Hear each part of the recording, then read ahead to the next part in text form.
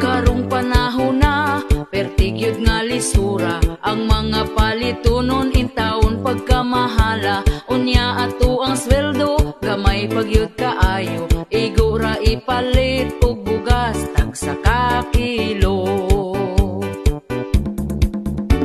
Bugas ra ba karon ni saka na ang presyo, 50 og 60 na gyud ang usa ka kilo. Mag-unsa na lang ming mga pobre kaayo, balanghoy gabi saging kamote na lang ipaniuto.